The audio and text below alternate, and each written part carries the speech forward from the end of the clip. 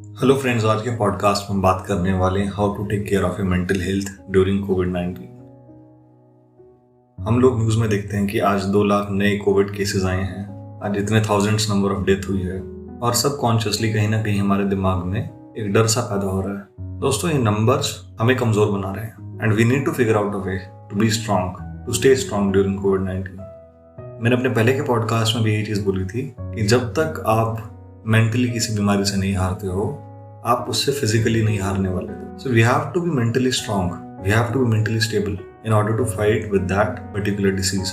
तो इस टाइम पर, due to the prevailing circumstances, each one of us is stressed at the moment. So what are side effects of this particular stress?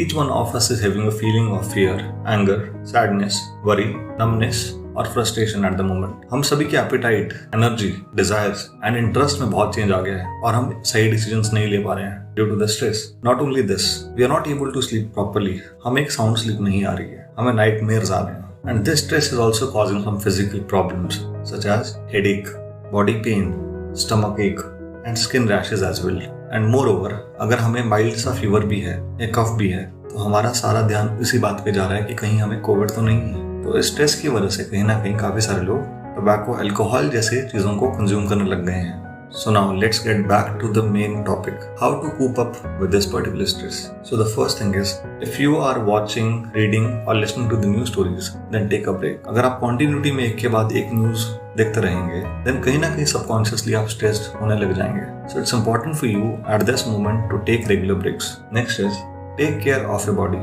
आपको अपनी body का खुद से ख्याल रखना पड़ेगा because time is tough, and at the same time you need to be extra cautious about what you are eating. So you need to eat healthy at this moment. If you are feeling low or if you are anxious, then you need to take deep breaths. And if you can find some time from your schedule, then you should practice meditation. You can find the links to some of the meditative videos on I button and in description also. Immunity is the only way to fight coronavirus. So if you have good immunity, then for sure you can fight against coronavirus. In order to develop good immunity, you should do exercise regularly.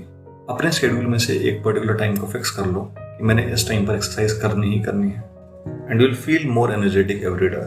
A lot of people are working from their homes, and at this particular time, you are working more than your usual routine.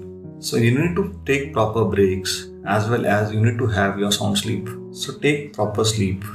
Tobacco, alcohol and बाकी drugs आपके सोचने की capacity को कम कर देते हैं, जिसकी वजह से आप अच्छे डिसीजंस नहीं ले पाते हैं, आप अपने काम पर कॉन्सेंट्रेट नहीं कर पाते हैं, and somewhere you are again stressed. You should continue with your routine of preventive measures such as washing your hands again and again, wearing your mask whenever you go out. हमें इस वक्त ये decide करना बहुत ज़रूरी है कि हमें क्या चीज़ सुननी है और क्या नहीं।